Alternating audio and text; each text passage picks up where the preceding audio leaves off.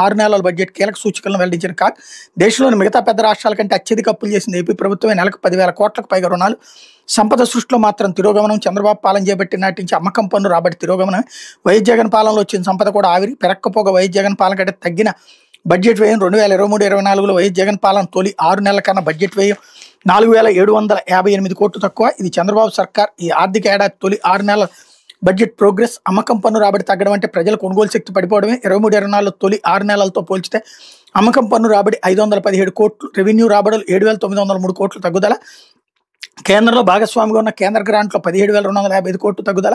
23-24 తొలి 6 నెలలతో పోల్చితే సామాజిక రంగం 8,065 కోట్లు తగ్గింది. ఈ ఆర్థిక సంవత్సరం 6 నెలల్లో 63,052 కోట్ల బడ్జెట్ అప్పులు. కానీ 6 నెలల్లో మూలధన వ్యయం కేవలం 11,715 కోట్లే. అదే 2023-24 తొలి 6 నెలల్లో మూలధన వ్యయం 16,576 కోట్లు. రెండు ఆర్థిక సంవత్సరం వచ్చిన చంద్రబాబు పాలనలో సంపద పెరగకపోగా 23-24 కన్నా తగ్గుతున్న వైనం అన్నటువంటిది హైలైట్ చేశారు. ఇకపోతే నిధులు మళ్లిస్తే పోలవరం ఎప్పుడు రాష్ట్ర జనవల్ శాఖ అధికారులు నిలదీసిన పీపీఏ సీఓ అతుల్ జైన్ తక్షణమే 1,077 కోట్ల అడ్వాన్స్ నిధులు ఎస్ఎస్ఏ ఖాతాలో జమ చేయాలనే ఆదేశం. నిర్వాసితులకు ఇళ్ల నిర్మాణం పూర్తి చేయకపోవడంపై అసహనం.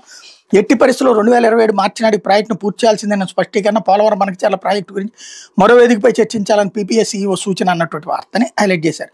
ఇకపోతే ఆ ప్రాంగణాల్లో కుక్కలు కనబడద్దు అన్నటువంటి స్టేట్మెంట్ ఇక్కడ హైలైట్ చేశారు. అట్లా క్రికెటర్ శ్రీచరణ్కి ప్రభుత్వ నజరానా హైలైట్ చేశారు. మరోవైపు ఒక మంత్రి ఒక శక్తి ఒక స్ఫూర్తి అంటూ వందే మాతరం గురించి నరేంద్ర మోడీ స్పీచ్ హైలైట్ చేశారు. ఇకపోతే ఢిల్లీ ఎయిర్పోర్ట్లో గందరగోళం. దేశ రాజధాని ఢిల్లీలో అంతర్జాతీయ విమానాశ్రయంలో ఎయిర్ ట్రాఫిక్ కంట్రోల్ వ్యవస్థలో తలెత్తిన సాంకేతిక సమస్య తీవ్ర అలజడి రేపింది. గురువారం సాయంత్రం నుంచి శుక్రవారం ఉదయం వరకు ఏటీసీ సరిగా పనిచేయకపోవడంతో 800కు పైగా దేశీయ అంతర్జాతీయ విమానాలు ఆలస్యంగా నడిచే. దీంతో ప్రయాణికులు తీవ్ర ఇబ్బందులు ఎదుర్కొన్నారన్నటువంటిది హైలైట్ చేశారు. ఇకపోతే హైకోర్టు కారుణ్యం అంటూ రాజధాని భూసేకరణ బాధితులపై మానవీయ దృష్టి. కారుణ్య మరణం కోరిన వృద్ధురాలికి భరోసా. బాధితురాలి సొంత గ్రామానికి న్యాయవాది సొంత కారులో పంపి న్యాయమూర్తి పరిస్థితిపై నివేదిక ఇవ్వాలని ఆదేశం. రాజధాని భూసేకరణ బాధితుల గోడు క్షేత్రస్థాయిలో పరిశీలించి మానవీయ దృష్టితో చర్యలు చేపట్టేందుకు హైకోర్టు శ్రీకారం చుట్టిన ఘటన ఇది. వివరాల్లోకి వెళ్తే గుంటూరు జిల్లా తుళ్లూరు మండలం రాయపూడికి చెందిన నెల్లూరు శేషగిరమ్మకి చెందిన 5 సెంట్ల భూమిని సిఆర్డీ అధికారులు తీసుకున్నారు.